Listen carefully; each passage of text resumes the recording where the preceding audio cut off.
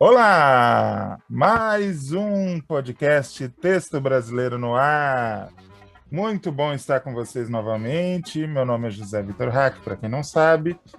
Para quem sabe também, é esse mesmo nome. Estão aqui comigo os meus companheiros Fábio Marquezine, direto de São Paulo, Reinaldo Maximiano, direto de Uberlândia, Minas Gerais. Eu estou em São José do Rio Preto, a capital da região dos Grandes Lagos, noroeste do estado de São Paulo.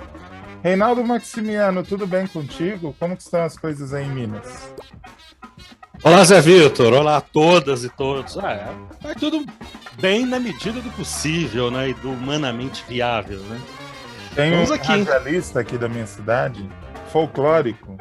Um beijo, gentil Rossi, que ele sempre se apresenta, começa o programa falando assim: olá, gente nossa, tudo bi? Com você tá tudo bi, Reinaldo? Tudo bi? Tudo bi? Eu sou bi. Mas aqui tá muito calor. Hoje tá um domingo bem quente e tem umas nuvens, né? Mas seguimos aqui, né? Tentando seguir esses protocolos de segurança, ficar dentro de casa, enfim.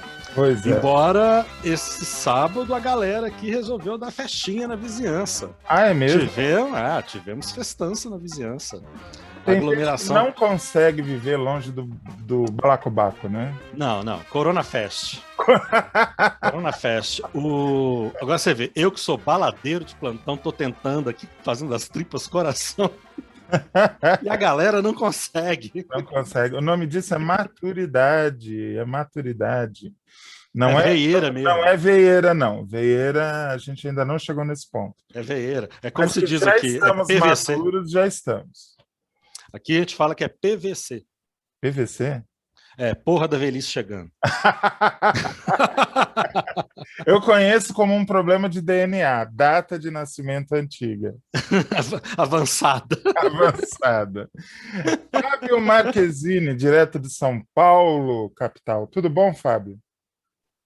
Tudo bem, e você, meu amigo? Melhor agora. Como é que está Maravilha. a semana? Como, né, domingo, né, como todo domingo, historicamente, é um porre, né? Não por estar com vocês, não por estar com vocês, mas isso melhora o domingo, mas o domingo... Por acaso nós estamos porre, né? no fim de semana, mas geralmente é um porre. É um porre, domingo ainda mais na pandemia, né? E aí fica um porre maior, né? Mas tá tudo bem, como a gente sempre fala, né? Mais uma semana aqui é mais um lucro, mas antes de começar eu queria te fazer uma pergunta, Hack. Pode fazer. E eu gostaria que você fosse sincero comigo, com o Reinaldo e com os nossos ouvintes. Misericórdia, fala aí. Hack, você gosta de erotismo?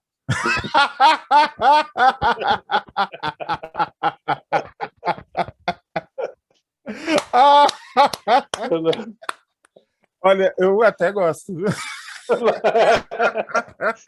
O Reinaldo eu nem pergunto, né, Reinaldo? Fábio Marquezine, agora você vai ter que contar eu não a só piada interna para as pessoas, né? Mas respondendo o Fábio, eu não só gosto, como recomendo. Recomendo. Tá ótimo. Explica, Fábio, essa piada interna. Eu vou pedir para os nossos ouvintes, após ouvir aqui o nosso bate-papo semanal, que vocês entrem no YouTube e procurem por um vídeo do Silvio Santos perguntando a um candidato do Show do Milhão se ele gosta de erotismo. O Silvio Santos estava apresentando a programação 2000 do SBT, ele contratou a Babi, né? Que era do MTV. Do MTV. Né? Ele fala do MTV, para fazer o programa livre, o Serginho Grosman tinha saído, então ela trouxe uma sexóloga para fazer aquilo que ela fazia na Erótica MTV, e o Silvio Santos pergunta para o candidato: você gosta de erotismo? Aí o cara, muito, né? Tipo, nossa, o cara já tá... Mas eu perguntei isso porque o Hack, a gente é amigo, tem intimidade, ele não vai ficar bravo comigo depois. Não, até porque eu gosto, né? Se você me perguntar... até se você me perguntar se você gosta de bife de fígado, a resposta, infelizmente, não seria a mesma. Fábio, aproveita que você está com o microfone aberto, já desopilamos um pouco. Qual tema você trouxe para discussão para o podcast hoje? Bom, hoje que a gente grava no domingo, mas isso aqui está sendo veiculado segunda-feira, dia 26 de abril. Isso. E segunda-feira, dia 26 de abril, é o aniversário da Rede Globo, né? São Exatamente. 56 anos no ar, a liderança absoluta, diferente do SBT, vice-liderança absoluta, que não é nem mais tanto assim.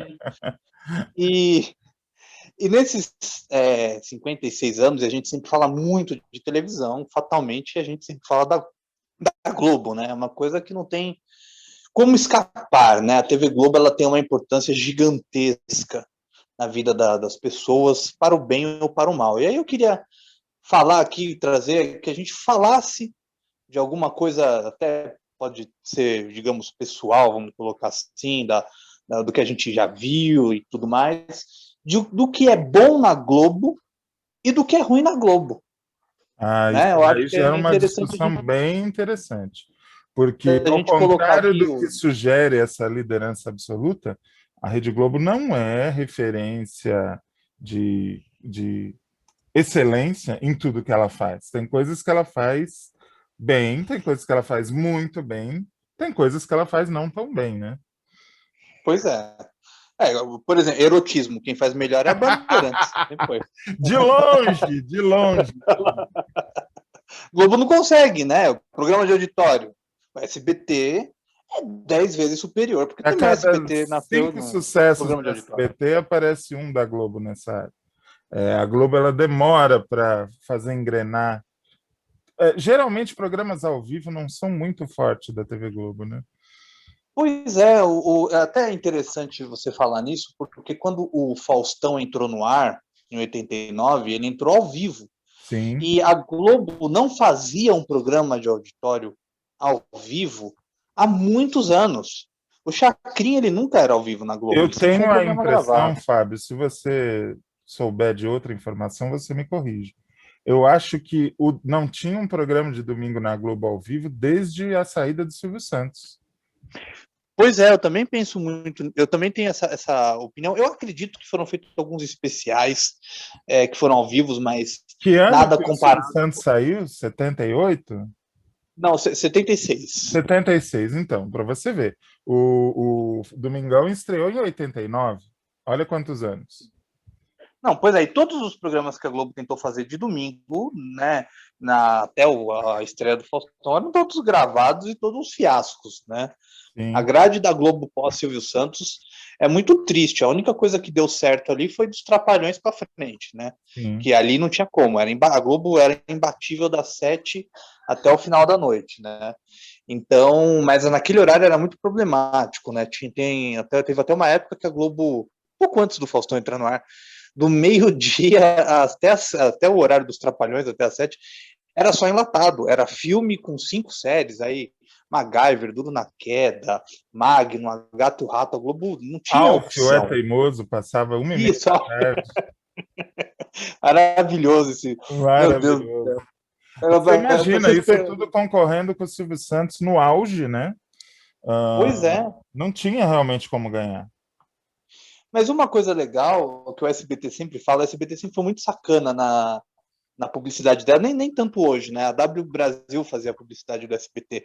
Quando estreou o Faustão, a SBT lançou um anúncio falando que é o vice-líder que melhorou o líder. Porque a Globo teve que fazer um programa de auditório nos moldes do Silvio, né? Sim, sim, Então, assim, mas é o que é do Faustão, quando ele entra no ar, ele transforma o programa Silvio Santos num programa velho, né? sim, com Porque certeza. o Faustão ele ele faz um programa eletrônico, um programa com recursos visuais, diferente do Silvio, que sempre foi um programa assim muito bem produzido, né? Pelo SBT, sempre achei os programas do Silvio muito bem produzidos naquele esquema do SBT mesmo, porém muito mais pobre, né? Então é muito interessante isso, né? Mas eu acho que Faustão, mesmo ele assim, tinha a vantagem do musical. O Silvio sim, Santos, ele nunca teve uma programação musical muito forte nos programas dele, né? A não ser, lógico, a faixa do Qual é a Música. E sim. o Faustão, com o poder de atração da TV Globo, né? Ele conseguiu levar a nata da MPB, do popular, do sertanejo. Todos os gêneros estavam lá no Faustão, numa época em que música dava audiência, né? Isso que você falou é legal, porque ao mesmo tempo que tocava os resquícios do Perdidos da Noite, que iam Engenheiros do Havaí, Titãs, Paralamas no Domingão, estava lá o Tim Maia, Caetano Veloso, né, Oswaldo Montenegro sempre estava lá no Domingão, então era muito interessante. Mas assim, uma coisa que eu sempre paro para pensar nesse ponto, que o Faustão é um programa popular, é um Uhum, programa de mar, um programa extremamente popular, né? uhum. E eu sempre vi esses cantores, digamos assim, Gal Costa já foi no Faustão, e eu nunca vi a crítica a esses cantores, mas se um deles ia no Gugu, eles eram criticados, né?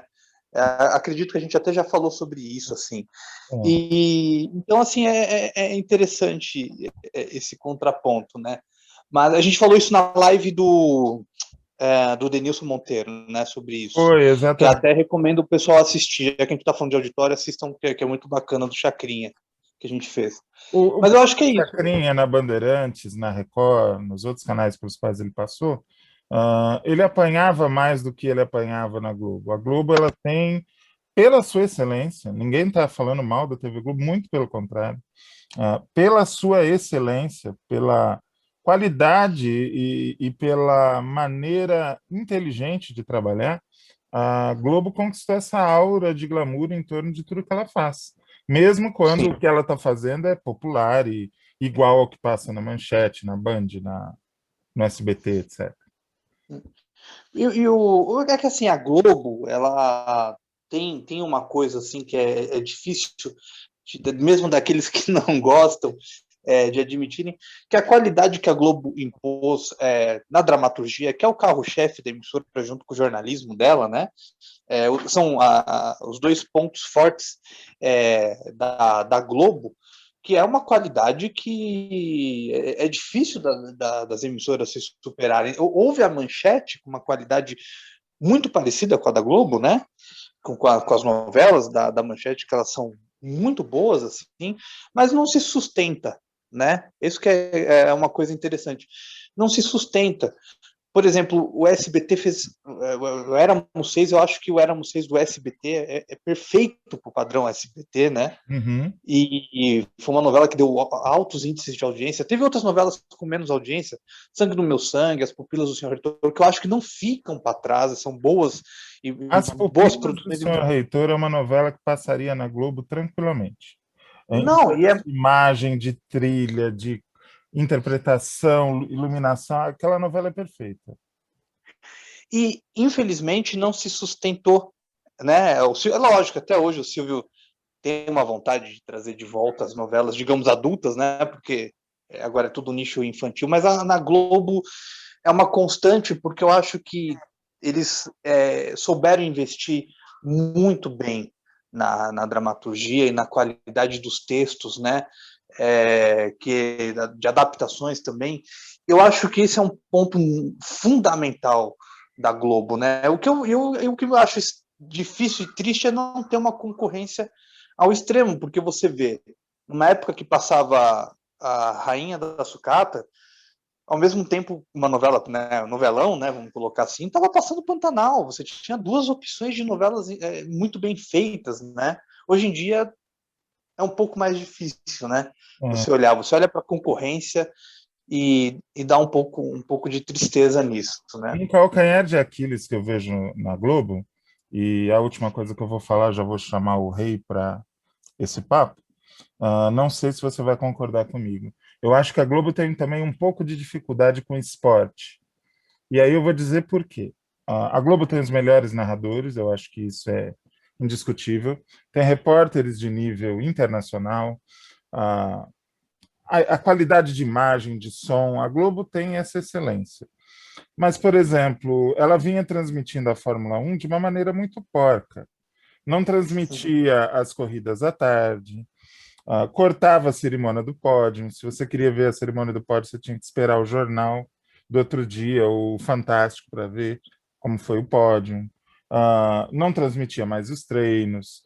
Justamente por quê? Porque ela estava moldando o produto à sua grade. A grade da TV Globo é Sim. imexível. E isso faz parte do que a gente convencionou chamar padrão Globo de qualidade. Só que o esporte ele não respeita esses protocolos, né?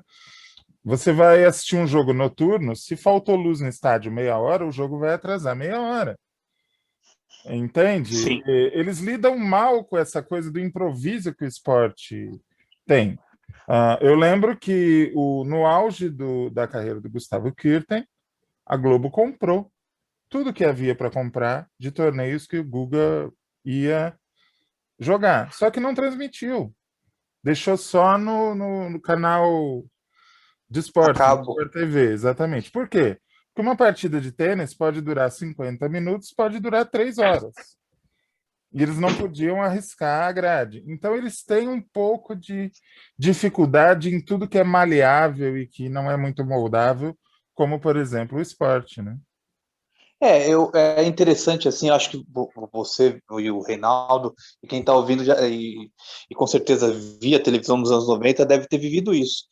Via uma partida, seja ela de futebol, ou principalmente nas Olimpíadas, né? Houve uma época, senhoras e senhores, vocês que são jovens, completamente todas as emissoras exibiam as Olimpíadas. Você tinha 5 canais exibindo ao mesmo tempo. Isso era fantástico. Até a Manchete, Record, exibiam. As Olimpíadas de 96 foi a última. Mais o Foi exibida cabo. por quase todas, Mais o né? cabo. Isso. E quando você via na Globo, um brasileiro chegava em terceiro, levava bronze, pô, Brasil, vinha aquela Brasil, aquela vinhetinha, a Globo cortava. Cara, você tinha que ir para Bandeirantes, porque a Bandeirantes Sim. sempre mostrou o pódio, sempre foi uma coisa da Band, até do próprio SBT. O Em muitas SBT botava competições. amarelinho lá sambando e ia até o final. Isso daí, o Silvio Santos derrubava a grade, mas assim, sem dó nem piedade. Mas incomodava muito ele, viu? Mas O derrubava. Silvão, ó, quando tem até um vídeo no YouTube que quando o SBT pegou o Campeonato Brasileiro de 87, né, que a Copa União era na Globo, o Uhum. Silvio fala assim, o futebol veio, não foi mais embora, eu vou ter que encerrar meu programa cedo. Putaço, né? Tem O isso? velho puta tem, o futebol não acaba e agora acabou meu programa. Silvio Fica Santos aí para ver o putaço da cara. putaço, né? Eu não estava feliz não. Mas assim, isso que você disse é muito interessante. E outra coisa, a Fórmula 1 na Globo, a Fórmula 1 na Bandeirantes hoje, ela traz um novo público para Bandeirantes e uma nova experiência de transmissão. E a audiência está sendo muito boa. Tá. Então a gente vê, o produto não é ultrapassado, é que o público encontrou uma nova opção e E foi para a aí Band. alguém pode dizer, mas a transmissão da Band é muito boa porque trouxe os profissionais da Globo. Sim, é verdade. Só que pouca gente se lembra que quando a Globo foi fazer a Fórmula 1, roubou toda a equipe da Band.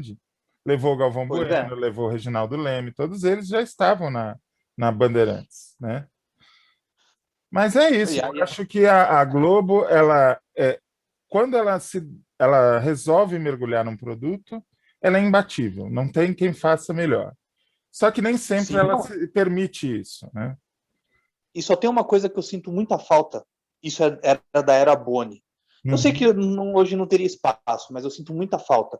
É a linha de shows mensais da Globo. O Terça Nobre. Sim, sim, sim. Esse programa, o Terça Nobre, Comédia da Vida Privada, Vida ao Vivo Show não, desculpa, foi depois.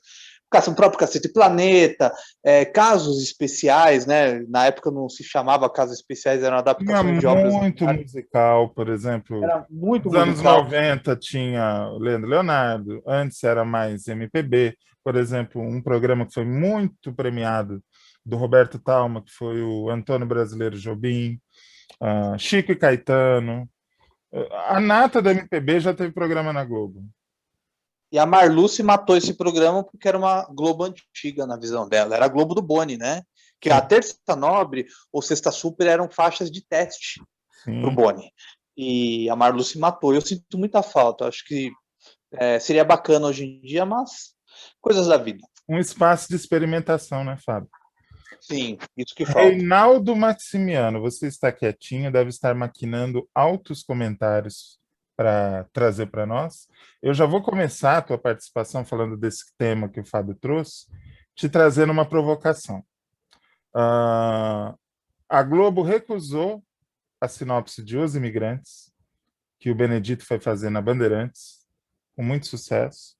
A Globo recusou a sinopse de Pantanal, que o Benedito foi fazendo a Manchete, dominando a audiência da televisão. Tudo isso porque essas duas novelas não se encaixavam no padrão Globo de qualidade, né? Então, como o Fábio falou, o padrão Globo deu à Globo a excelência que ela tem até hoje, mas também tirou dela muita coisa, não é verdade? Hoje é dia de maldade, né, gente? Eu concordo.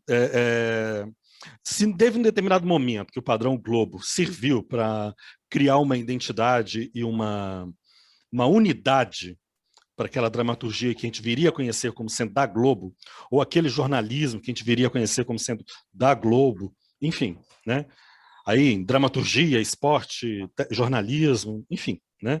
Conheceríamos com esse lema, né? Padrão Globo de qualidade. Ele também fixou entre aquilo que era possível de fazer e aquilo que era impossível de fazer. Sim. Né? Aquilo que era engavetável, né? E aquilo que era possível de sair da gaveta e ser produzido. No caso dessas duas novelas do Benedito Rui Barbosa, foi isso mesmo. Até porque, vamos lá. Conta para o ouvinte, Os Imigrantes eu até posso compreender mais, porque realmente é uma novela cara, era uma novela que tinha várias fases, eu até posso compreender. Mas Pantanal foi um erro de avaliação assim inacreditável da equipe da TV Globo na época. Conta para o espectador como que foi isso. O Benedito conta, naquele livro Autores, né, que a gente já indicou ele aqui, é livro obrigatório na estante de todo mundo que quer estudar novela, escrever, enfim, é uma obra obrigatória. O que ele conta é o seguinte, ele passou um tempo na fazenda do Sérgio Reis, no Pantanal, e começou a bolar ali, poderia ser um bom cenário para uma história, e ele criou uma sinopse chamada Amor Pantaneiro. E não é o Pantanal que a gente conhece hoje. Não, não é o Pantanal. Muito mais misterioso, muito mais inacessível, né? Muito difícil. Eu acho que na Globo a gente teve assim um gostinho do que seria Pantanal com Paraíso. Sim, sim. Que é lá em 82.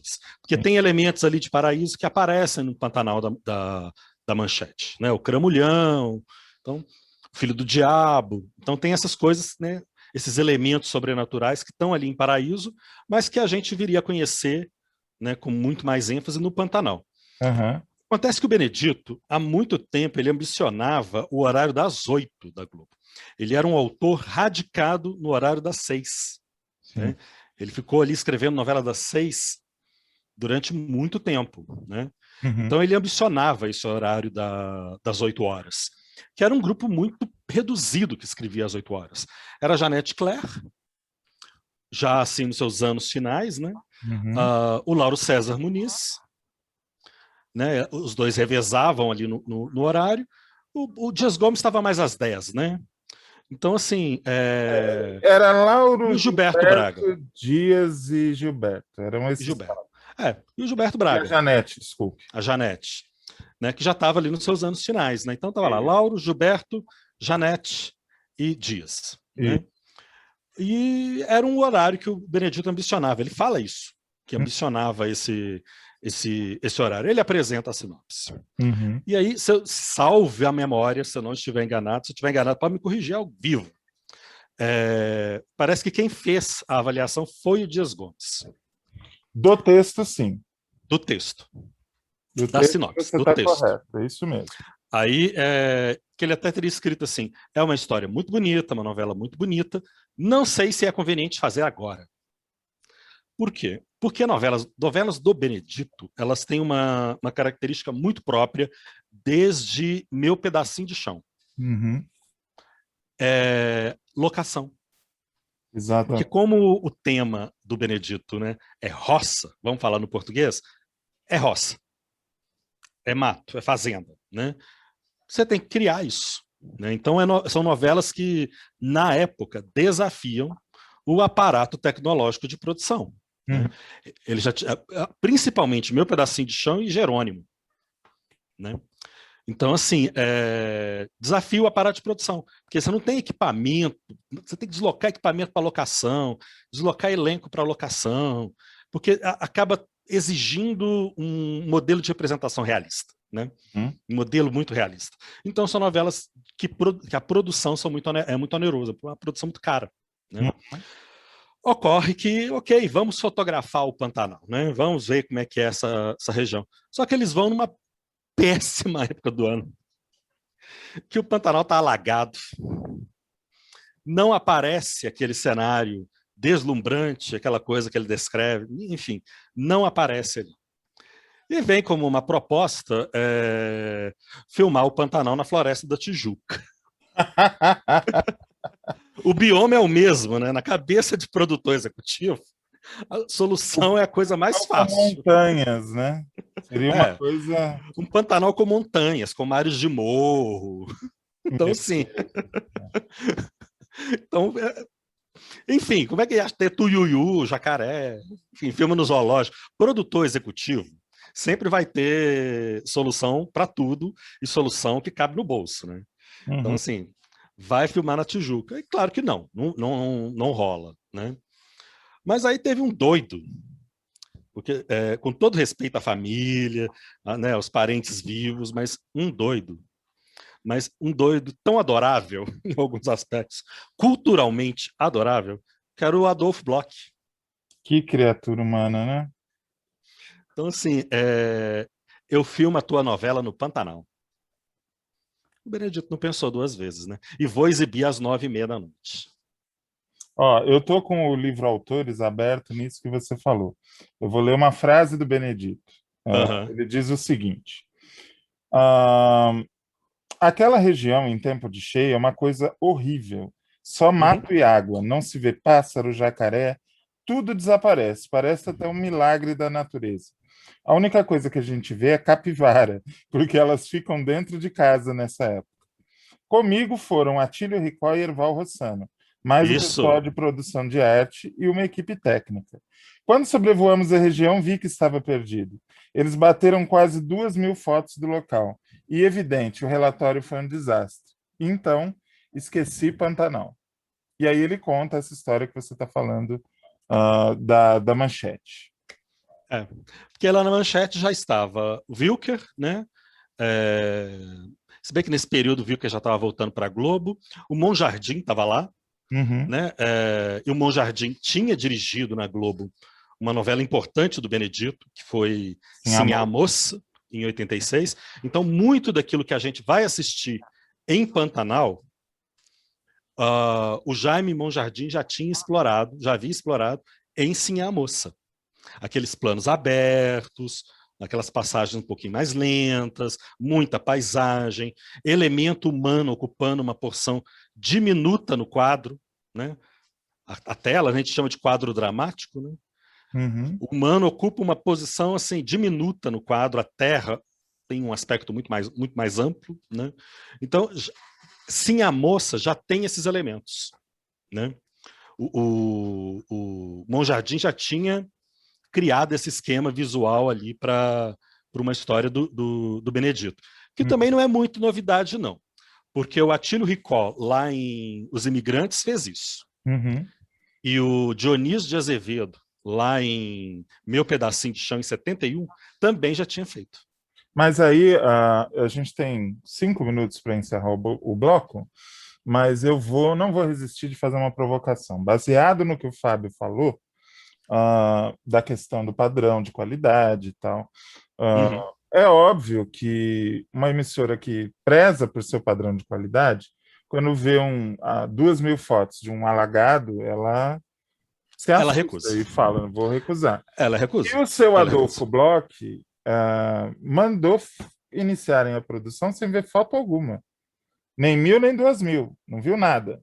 Confiou no Jaime, confiou na história, confiou no Benedito, falou, façam. E confiou no Sérgio Reis. E no Sérgio Reis. Mas qual é o resultado disso? A novela foi muito bem de audiência, foi um estouro, mas a Manchete não existe mais. E a Globo está firme e forte. Então, Sim. Em 3, 4 minutos, diga para a gente, é o preço de você ser responsável, você perder esse tipo de produto, ou daria para compatibilizar mais? daria para compatibilizar mais. Uhum. Daria para ter esse tipo de margem. Uhum. Porque quando você para analisar quais foram as histórias, as novelas que mexeram com o lugar do gênero telenovela no Brasil, Uhum. você vai notar que não foi na TV Globo. Uhum.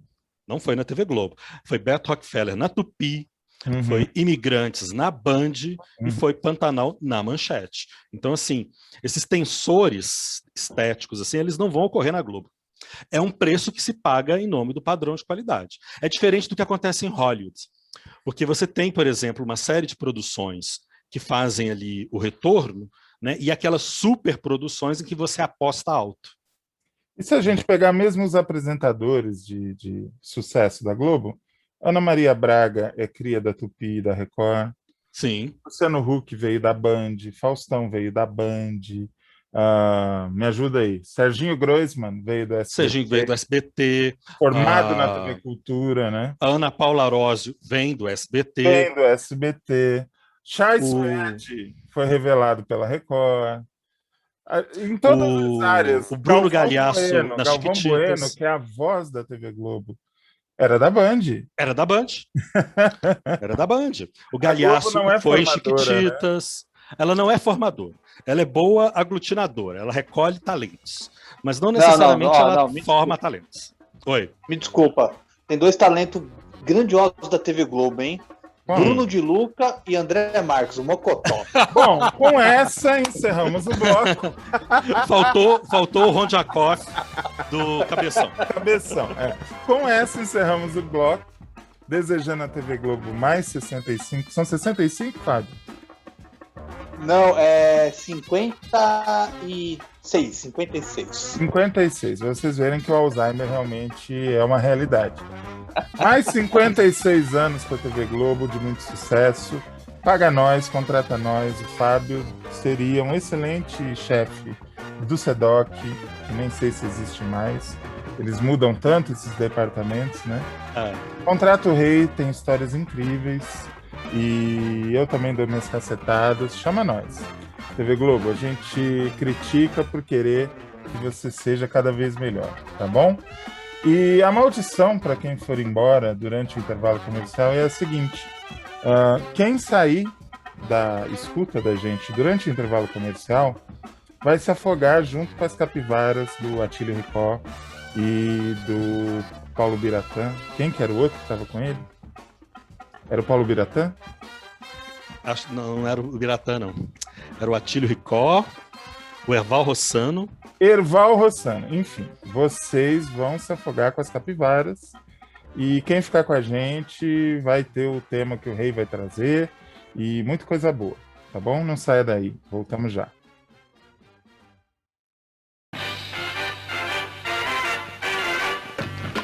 Comandos em Ação orgulhosamente apresenta Falcon, o herói de verdade.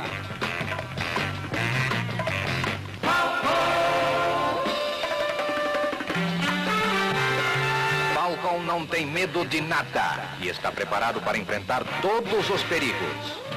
Na terra, na água e no ar.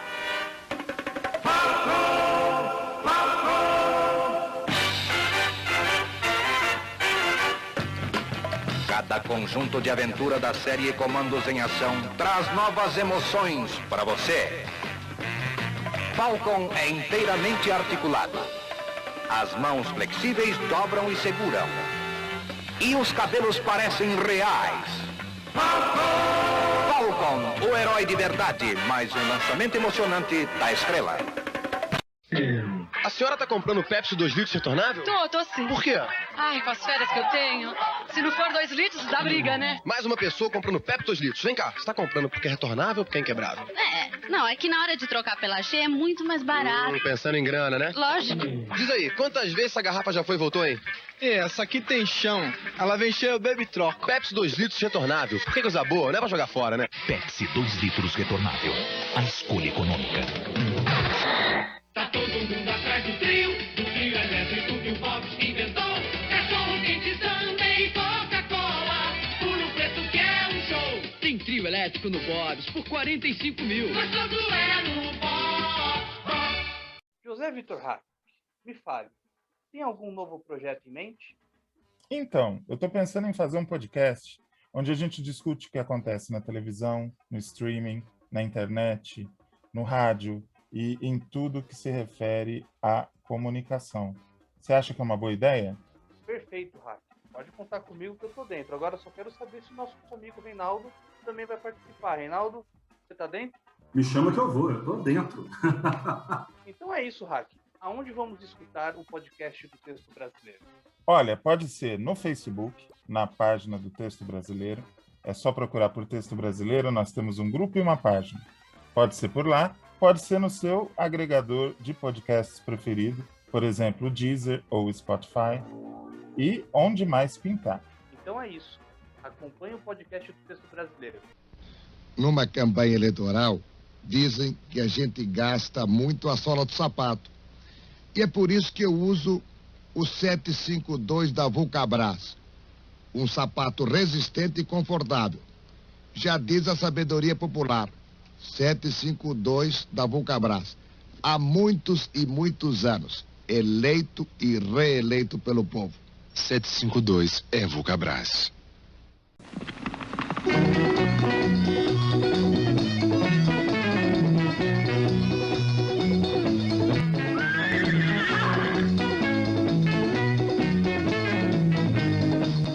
Chegou o grande Arizona. Arizona King Size Filtro.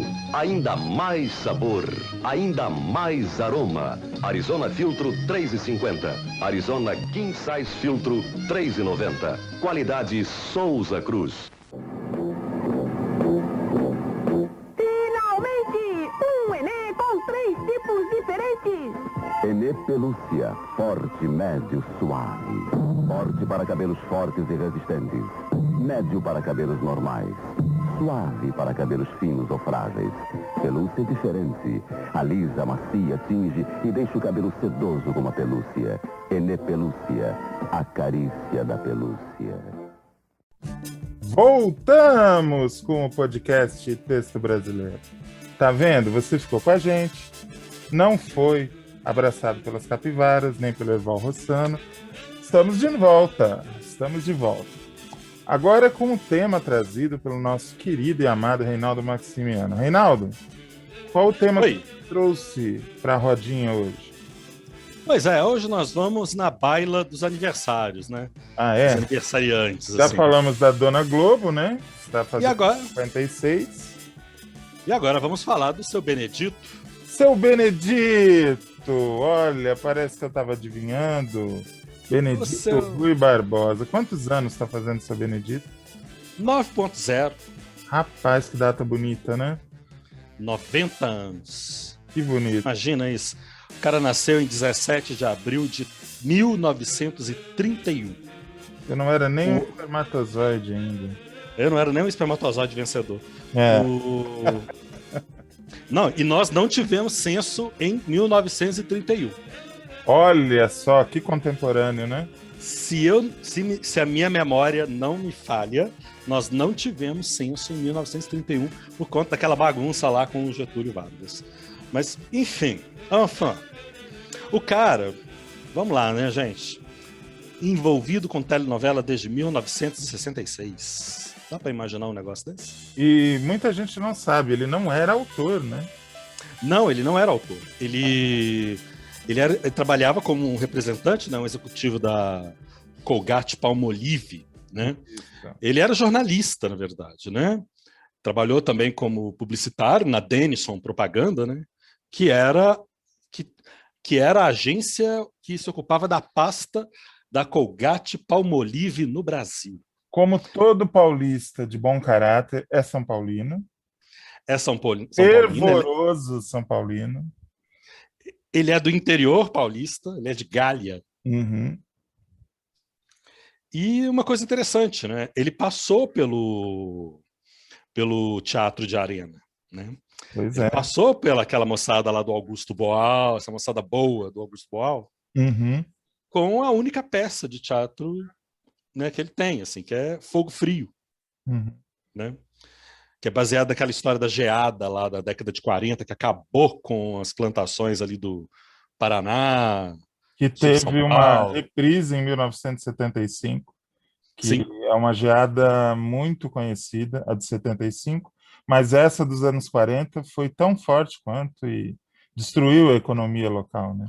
Destruiu a economia local, o governo teve que criar sistemas de crédito, enfim, para socorrer agricultor, que é como diz a peça, fogo frio, aquilo queimou.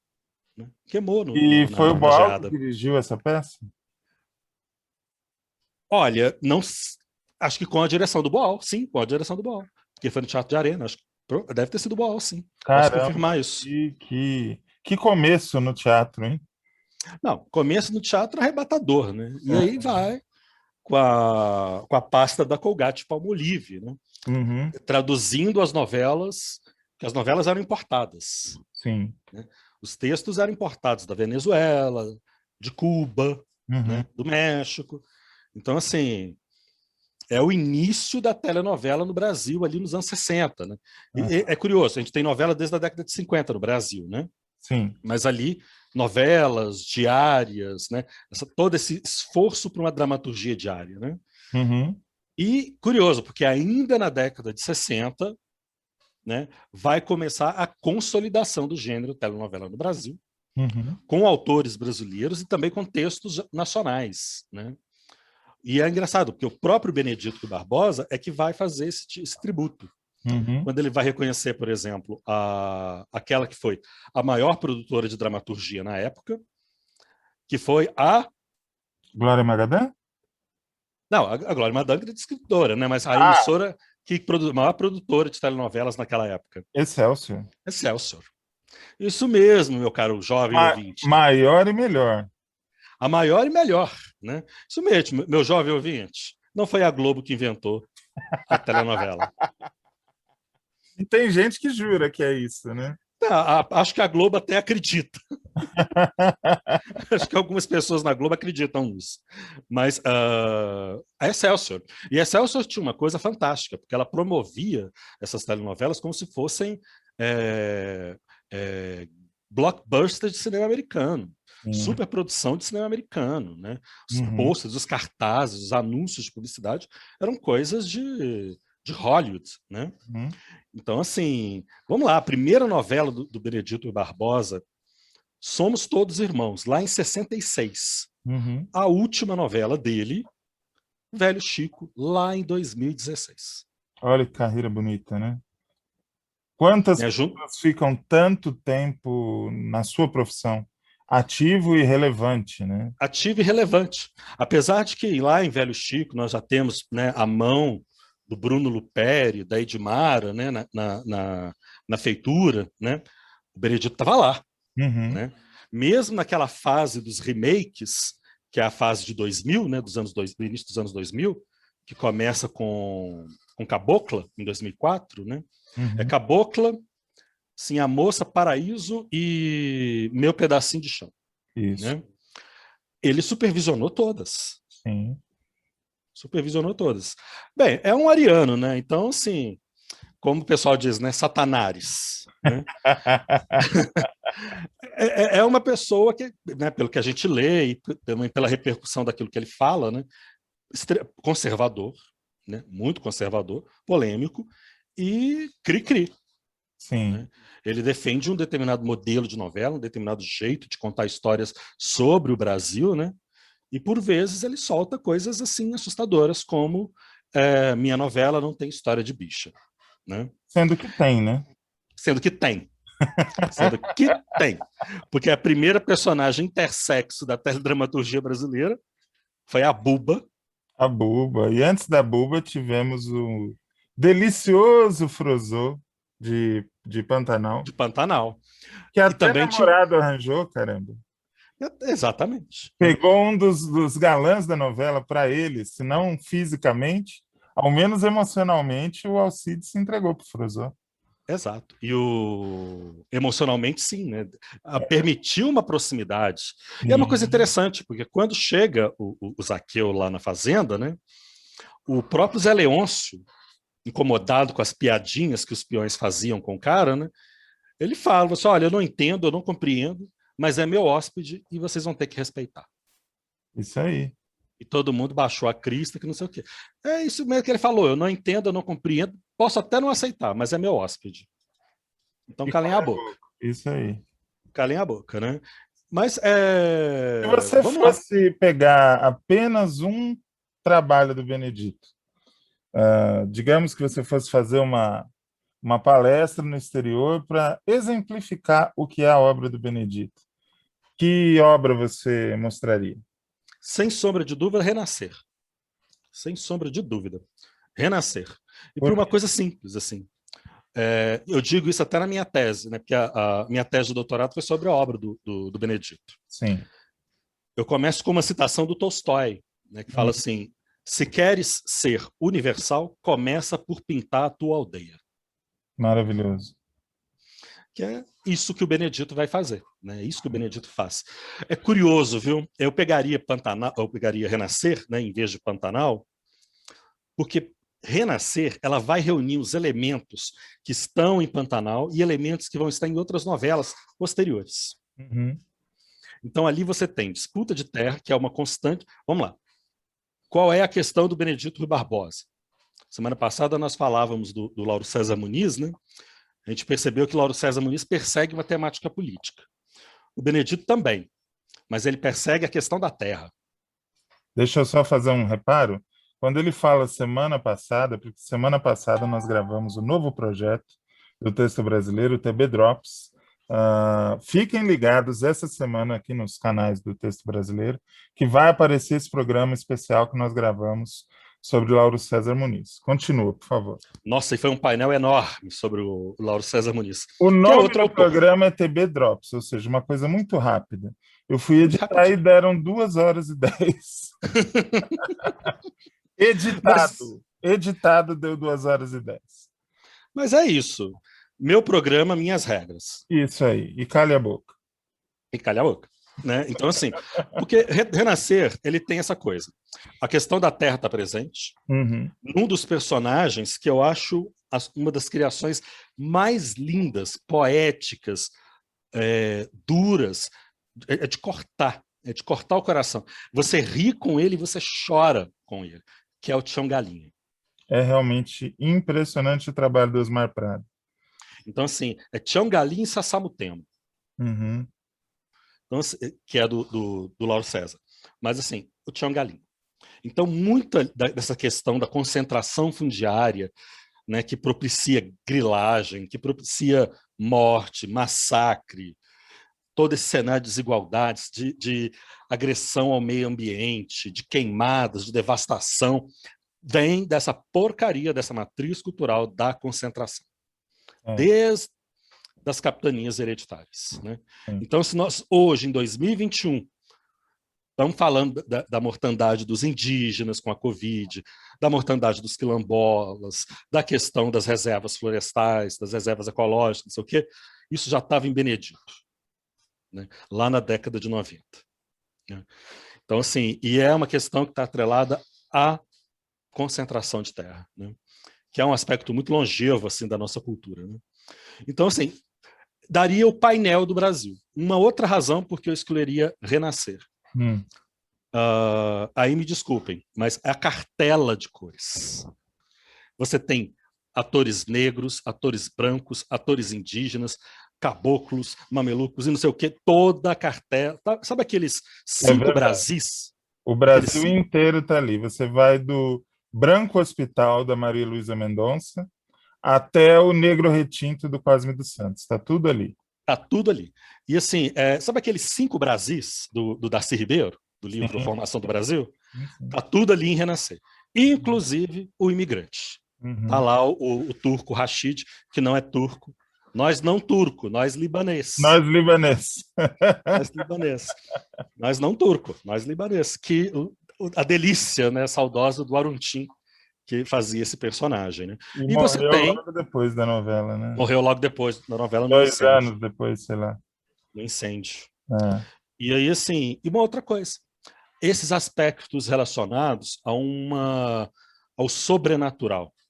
A religiosidade, não só católica, mas principalmente a religiosidade sincrética. Essa religiosidade que mistura o cristianismo com a religião indígena, com Umbanda, sabe?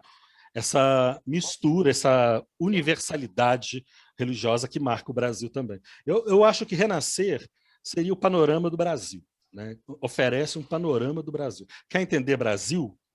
Quem está fora do nosso país? Renascer. Eu acho que é uma boa escolha mesmo, porque Pantanal é um recorte muito particular, né? É uma coisa mais sul, apesar de ser centro-oeste, é uma coisa mais sul, que representa menos a diversidade. Embora seja tão Brasil quanto, né? Agora, Renascer realmente tem São Paulo, tem os Cafusos, os Mamelucos, está tudo ali. Muito bem. E Renascer é Bahia. Né? Então, assim, você tem ali meio que gênese de Brasil mesmo, né? Rei do Gado é muito São Paulo, é muito noroeste de São Paulo, né? Ribeirão Preto, né? Eu Campinas. gosto muito de uma subtrama de Renascer, que é quando a Patrícia Pilar leva o Jackson Antunes para conhecer São Paulo. Que o Luiz e ele Fernando fica absolutamente petrificado com a metrópole, né? Que tem aquela cena clássica da escada rolante. Isso, exato. No shopping. Aquela coisa meio crocodilo Dundee. Total, né? total. Não, e o Luiz Fernando Carvalho grava aquilo em película. Em película. Para dar a sensação de que ele está num outro mundo mesmo, né? Para mudar a textura. Então, assim, olha como essa novela... Olha... Vamos lá. A gente falava da Globo no primeiro bloco, né? Muito daquilo que tem de excelência em dramaturgia está lá na Globo. Né? Já ficamos com Benedito, a gente já citou muita coisa. Mas, por exemplo, Lampião e Maria Bonita. Se Pantanal existe, é porque veio Lampião e Maria Bonita lá nos anos 80. Lá atrás, nos anos 80. Aquele caso especial do Avancini, o Morte e Vida Severino. Né? Rabo de Saia. Então, assim, Bandidos da Falange, o próprio Teletema, que a gente citou aqui, o Caso Verdade, Parabéns para Você, enfim. A Globo é essa excelência de dramaturgia, mas também produziu muita porcaria de dramaturgia. Então, a Globo consegue concentrar o melhor e o pior que se pode fazer com televisão brasileira, assim, né? E trouxe mas esse é o Benedito, Fernando Carvalho, que estreava no Direção Geral em Renascer, trouxe Renascer. O Reinaldo. Oi? De onde que a Globo trouxe o Luiz Fernando? O Luiz Fernando ele já tinha feito uma passagem em Vida Nova, né, que é a última novela do Benedito ali, antes de ir para Manchete. Né? O Luiz Fernando Carvalho faz ali uma direção junto com o Reinaldo Buri. Pois é, mas Luiz Fernando Carvalho estreou como diretor-geral num lugar. Estreou na Manchete. Na Manchete, que é o amor da nossa vida. Estreou na Manchete. De Manchete, onde ele dirigiu Carmen e dirigiu Helena. Do Mário Prata. Daí voltou para a TV Globo e virou quem virou, né? Pois é uma coisa interessante, porque se Pantanal, né, colocou o Benedito às 9h30 da noite, deu passe para o Benedito voltar para a Globo por horário das 8, o horário que ele sempre almejou. Né? Era a ambição dele, assim, porque ele só escrevia novela das 6, né? E uma coisa interessante, porque assim, o que nós conhecemos também de novela das 6, né? Novela das 6, você já sabe mais ou menos quem são os autores que estão fincados ali. O Benedito, o Walter Negrão que não saiu dali, acho que fez uma das 8, né? Que foi Cavalo de Aço. Exato. Então assim, você já tem meio que um jeito de se fazer, principalmente no ciclo de novelas do Erval Rossano, né? Mas ele volta nos anos 90 com Renascer e traz Luiz Fernando Carvalho, que vai para o horário das 8, né? Que vai para o horário nobre da Globo e estoura. Exatamente. Né? E aí vem um ciclo, que é um ciclo... Bem, vem 3 novelas que são consideradas ali... eu não gosto dessa palavra não, mas usa-se, né? O top da Globo. Renascer, Rei do Gado e Terra Nostra. Exatamente. Ali fechando os anos 90, né? Depois vem Esperança, que, na minha opinião, tem elementos muito melhores do que Terra Nostra. Tem um desenvolvimento gosto mais. muito Se falarem melhor. assim, você tem que escolher uma para ver, eu veria Esperança. eu veria Esperança. É. Né? Então, assim, ela é muito melhor. Ela lembra muito Vida Nova. Uhum. Ela tem um plot muito parecido com Vida Nova. Uhum. E aqui, até mesmo o ciclo dos remakes, que eu não sou muito amigo, né, não gosto muito, principalmente do remake de Sim a Moça, eu não sou muito amigo dele, não. Mas gostei muito do remake da Cabocla e de Paraíso. Aliás, Paraíso traz uma coisa interessante, né, que é a força do rádio ainda no interior. E os avanços tecnológicos verdade. que marcam o rádio. É verdade. Então, assim, esse é Benedito. Agora, tem uma novela que eu adoraria assistir, porque não tem registro dela. E aí vai um pedido assim de será joelhos. Que é a mesma que eu? É um pedido de joelhos que eu faço para a Band. É a mesma. É um pedido de joelho que eu faço para o Saad. É Saad, né? Saad, pelo amor de Deus. Pelo amor de Deus. Pelo amor das 7 chagas do Senhor morto e ressuscitado. Coloca Pé de Vento no streaming para a gente poder assistir. Pé Por de favor. Vento no Band Play, urgente. Urgente. Eles estão falando de colocar os imigrantes. Ok, lindo. Mas a Rede Vida já passou os imigrantes. Isso, queremos Pé de Vento. Queremos Pé de Vento. Pode colocar os imigrantes também, que a gente assiste de novo. Pé de Vento. Tem Rolando Boldrin, tem a Alma única Banger. novela contemporânea urbana do Benedito. Era uma Do novela Benedito. que se passava em São Paulo, nos dias de hoje, ou seja, em 1980, e contava a história de um corredor que estava treinando para São Silvestre. E tudo que ele queria era Edmar, o Pé de Vento. E tudo que ele queria era ganhar São Silvestre. Essa novela é maravilhosa, cheia de elementos da mitologia do Benedito, mas de uma forma contemporânea. De uma forma contemporânea, uma forma urbana. Isso. É um Benedito raro. Porque a gente vai conhecer um Benedito urbano anteriormente, talvez em Simplesmente Maria, que tem uma trama ali urbana, né? E nas outras, nos anos 60, talvez Algemas de Ouro. Né? Mas, e alguma coisa ali de um conflito urbano, rural, que é o que marca mais a veia do Benedito, né? Tinham núcleos urbanos em várias novelas dele, como A Própria Paraíso, Pantanal, tinha um núcleo no Rio de Janeiro. Voltei para Você. O próprio Rei do Gado tinha um... Voltei para Você era... Que cidade que era, meu Deus? Era Ouro Preto. Ouro Preto, exatamente. Mas, assim, nunca era o centro da ação, né? E em Pé de Vento é São Paulo, são operários, gente do povo. Queremos rever, né, Rei? Queremos rever. Era Nuno Leal Maia. Nuno Leal Maia, Beth Mendes. Beth Mendes, Dionísio de Azevedo. A gente tem falado muito de Dionísio de Azevedo ultimamente, eu acho que ele está pedindo uma coisa, um drops com ele aí, está pedindo aqui. Taumaturgo Ferreira, Cristina Mullins. Então, assim, Suzy Camacho. Suzy Camacho. A gente precisa entrevistar a Suzy Camacho. Precisamos. Vamos levá-la para o canal do Fábio. Tem Fábio, que entrevistar a Suzy Camacho. Eu quero Camacho. colocar você nesse assunto, ampliando a discussão. Porque, ok, o Benedito está fazendo 90 anos, falamos das novelas dele, falamos do quanto ele é importante e tal, mas ele traz para nós uma discussão que eu acho que vale para a televisão inteira, e aí eu acho que vale muito a sua contribuição, Fábio. Você não acha que falta Brasil na televisão?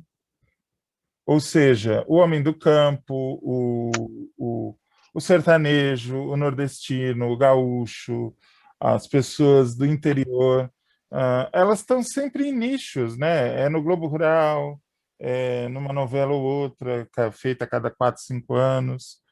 Onde que está o Brasil na televisão brasileira, Fábio? No último podcast que a gente fez até com o Fábio Costa, eu menciono que a Dona Lourdes, né? Eu não vi Amor de Mãe, mas eu li, sei quem é, o quanto ela era uma personagem brasileira, né? Total. E a Regina Casé é uma grande atriz e ela provou, mostrando que existe uma Dona Lourdes em cada casa desse país, praticamente. Com certeza, o jeito dela. até alguns pontos que eu vi no Twitter e tudo lembram um pouquinho o jeito da minha mãe. Então, eu acho que nós aqui vimos um pouco das nossas mães, né, na personagem dela. E ouvindo o Reinaldo falar do Benedito e de Renascer, eu vou fazer 36 anos, e a primeira novela, de fato, que eu olhei, que eu vi, que eu senti uma novela foi Renascer. E eu sinto muita falta de uma novela assim, como Rei do Gado, que também acho que é uma excelente novela, como Pantanal também, nem precisa falar. Eu sinto muita, muita falta disso, entendeu? De mostrar esse lado que o Benedito sempre mostrou, de um Brasil que é muito esquecido. E às vezes, quando ele é lembrado de uma forma muito pitoresca, né? Sim, de uma forma muito folclórica, de uma coisa que não é aquilo, entende? Você olha e fala, poxa, por que eles conseguem retratar tão bem o Rio de Janeiro, ou tão bem São Paulo, né? Por que eles não conseguem retratar de fato o sertão, o Nordeste, ou o interior, né? Que é tão rico. Fala até do interior de São Paulo, que é riquíssimo, né? Você anda de São Paulo a Jundiaí, já é outra coisa. Sim, não, é outro mundo. Não consegue retratar isso, seja na dramaturgia, seja no humor. Isso perpassa a televisão assim horizontalmente, todos os núcleos. E eu acho que eu concordo com o Reinaldo. Se você ainda, quem está ouvindo a gente não pôde ver Renascer, eu não sei se tem no Globoplay, se vai voltar, eu não sei. Se tiver, assista. É uma puta novela. É uma puta novela. É uma novela assim. E o Benedito, ele sempre escreveu de uma forma muito carregada de uma poesia, né? As imagens, junto com a direção, é fantástico. E uma coisa que eu queria destacar também, o hack do Benedito, e eu até tenho no meu canal, que Esperança, comparado às outras novelas dele, foi, digamos, a que não foi tão bem na audiência, ou sofreu críticas, né? Não repercutiu tanto. E quando teve o Troféu Imprensa em 2003, a Esperança estava concorrendo e perdeu, e o Benedito estava no palco ouvindo, ele estava nos bastidores ouvindo as críticas, e ele foi receber o Troféu Imprensa como melhor novela, que era Terra Nostra, e ele faz um desabafo, ele se abre. Eu sempre achei o Benedito muito visceral, seja nos pontos positivos ou negativos da fala dele. Eu acho que ele fala de uma coisa que talvez muitos autores se escondem atrás de capas, sei lá, tipo, eles se escondem disso e não se abrem também ao público. Assim como o próprio Benedito, ou como a própria Glória Pérez. A gente pode discordar de muita coisa que eles falam, mas eles sempre foram muito passionais nesse ponto. E a defesa a gente só consegue discordar porque eles falam, né, Fábio? Os outros a gente nem sabe o que pensam, na verdade. Não, e é muito legal, vocês procurarem no YouTube, tá no meu canal esse ponto do Benedito no Troféu Imprensa, a defesa que ele faz da novela dele. A defesa que ele faz perante as pessoas, o júri, né, que criticaram muito a novela dele. Então é muito interessante, porque eu acho que a gente vê muito essa questão dos atores, que, claro, é um trabalho incessante, mas o que está por trás de quem escreve uma novela, né? Eu não faço a mínima ideia de como é escrever uma novela. É uma maratona. E o Benedito, ele sempre foi essa figura muito polêmica e assim, com uma escrita incrível. Eu concordo com o Reinaldo. Renascer é uma bela novela. Eu adoro essa novela. Se pudesse, assistiria novamente ela. Então você concorda comigo que falta Brasil na televisão brasileira, né? E falta, não só na dramaturgia. Falta. Eu sempre fico muito preocupado em dar uma opinião, porque eu não sou assim totalmente voltado à dramaturgia. Às vezes eu sinto que eu não tenho. Não, mas eu estou falando da televisão brasileira como um todo. Mas não quando eu vejo só da dramaturgia. Não, sim, mas assim, quando eu vejo algumas séries da Globo, eu vejo assim, A Globo está olhando muito para a HBO, a Globo está olhando muito para esses seriados americanos. E se a gente pega algumas minisséries que a Globo fez ao longo da sua história, sem olhar, digamos, lá para fora, para a edição lá de fora, que eu não critico, mas eu acho que a gente deveria olhar um pouco para cá também, e não se importar muito de uma linguagem que está se apresentando lá fora. Fabinho, Entende? é só a gente pegar os grandes sucessos do cinema brasileiro. Quanto mais brasileiro o filme, mais sucesso faz lá fora. Com certeza. Bacurau, Central do Brasil, meu Deus, aquele da Cidade de Deus, todos esses que bombaram lá fora são muito brasileiros. E eles não mostram nem Itaim Bibi, nem o Leblon. E a gente não valoriza porque a gente fica olhando tanto para fora, que tudo bem, tem coisas fantásticas lá fora que eu adoro, mas você fala de Cidade de Deus, nossa, nós falamos de edição dos filmes como Matrix ou qualquer outro. Cidade de Deus revolucionou a edição em 2002. Ele um filme como aquele concorreu a Oscar técnico. Sim, e perdeu porque eles tinham, assim, a academia tinha que premiar Senhor dos Anéis. No naquele detalhe, ano. Assim, no detalhe, não porque tomou um pau, perdeu porque era o Senhor dos Anéis. Não, e o Brasil teve muito azar no Oscar, né? Tanto em 99, que Central do Brasil pegou A Vida é Bela, e tanto que o Cidade de Deus pegou o Senhor dos Anéis, que era o último filme, e Hollywood falou, vamos ter que premiar o Senhor dos Anéis, com 11 estatuetas, sei lá quantas foram que eles ganharam lá. É mais ou menos como funciona a academia, né? Exato. Então, acho que é isso, acho que falta muito isso, acho que temos um poder gigantesco em nossas mãos para poder fazer um seriado, uma minissérie, gente. Como eu sinto falta disso. Tantas minisséries maravilhosas que a Globo produziu ao longo da sua história. E com um olhar brasileiro. Tem muita novela, tem muita minissérie. Totalmente. Né? Então eu acho que eu concordo, eu sempre falo muito isso. Eu sinto muita falta de ver o Brasil na televisão. Concordo com você. Eu tinha preparado um tema também, mas nós estamos com 10 minutos de duração desse bloco. Aliás, 10 minutos para acabar o bloco. Então, eu vou fazer uma coisa diferente. Eu não vou desenvolver o tema, eu vou apenas apresentar o tema, pedindo para vocês um top 5. E na semana que vem a gente volta a esse assunto. Reinaldo Maximiano, fala para mim o seu top 5 de desenhos animados favoritos da infância ou da vida adulta, não sei, cada um tem o seu gosto. Quais são os desenhos animados que formaram a sua cabeça? Então vamos lá. Formaram a minha cabeça?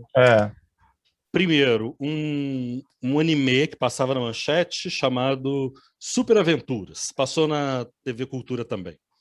Que eu acho que chama o Cacho Banashi, uma coisa assim. Super Aventuras, que eram clássicos da literatura universal em episódios de 20 minutos.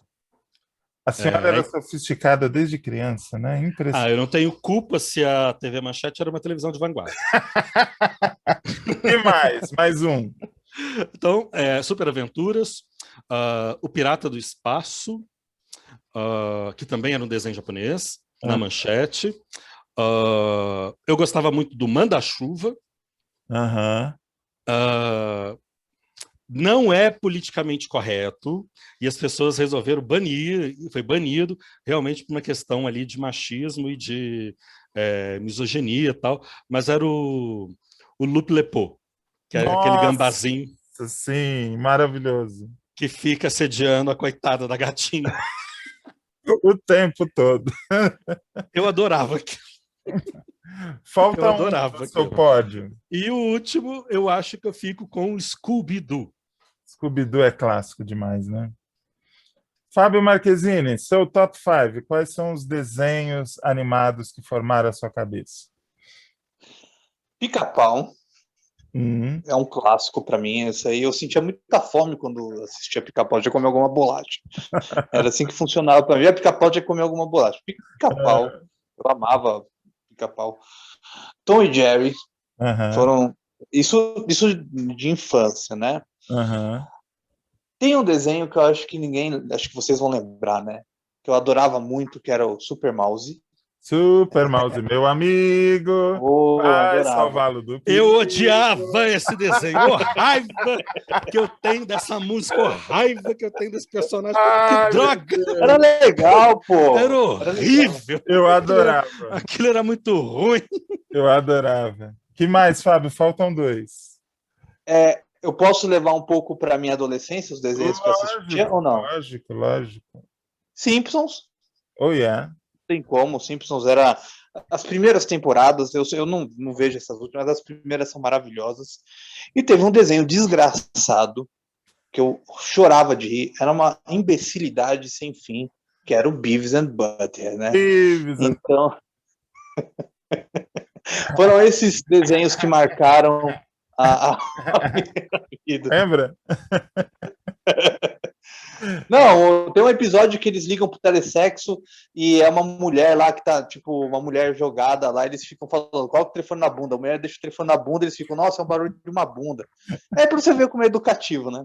Educativíssimo. Eu adorava eles comentando os clipes. Era muito bom. Era muito bom. Eu vou dar meu top 5, que é um pouco parecido com o do Fábio, sendo que eu gostava de mais violência. He-Man, Thundercats, Simpsons, Tom e Jerry e Pica-Pau.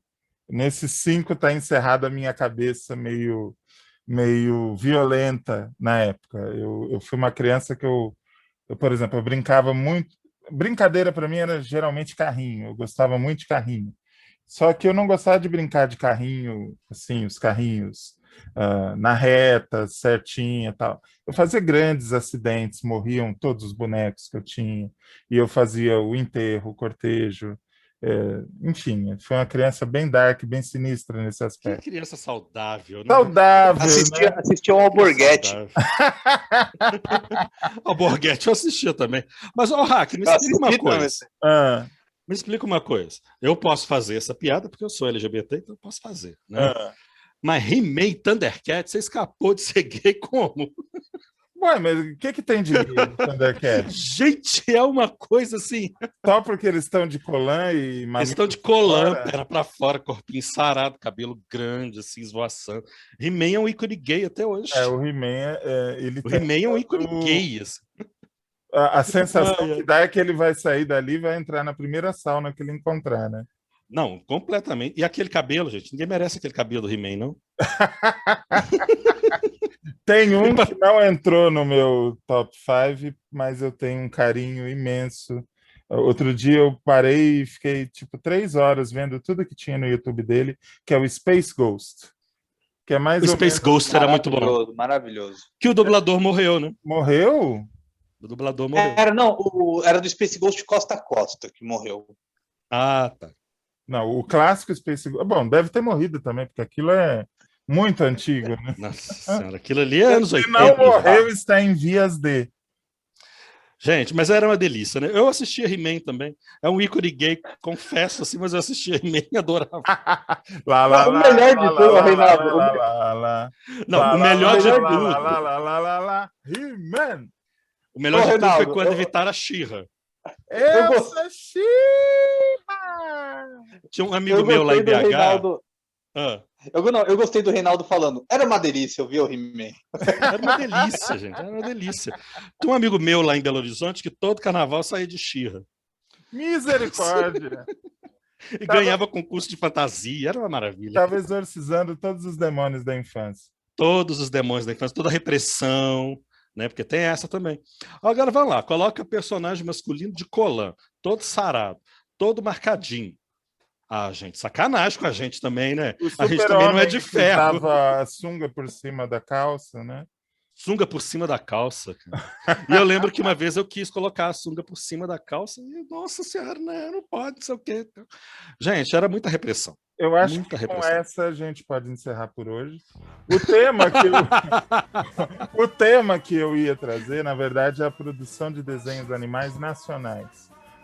Perceba que de tudo que a gente falou não tinha nada nacional.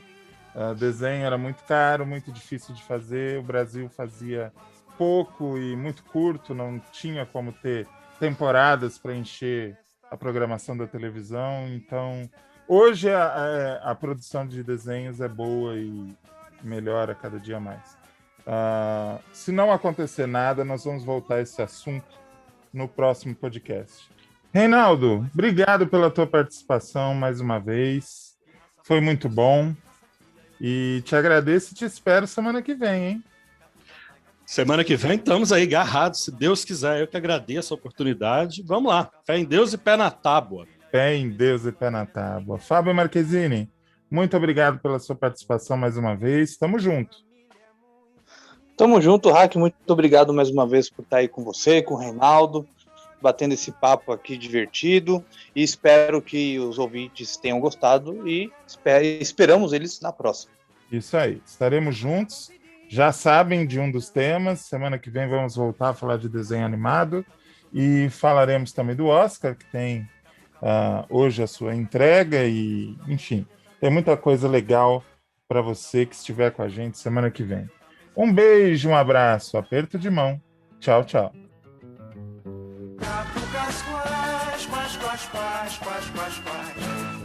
Quais.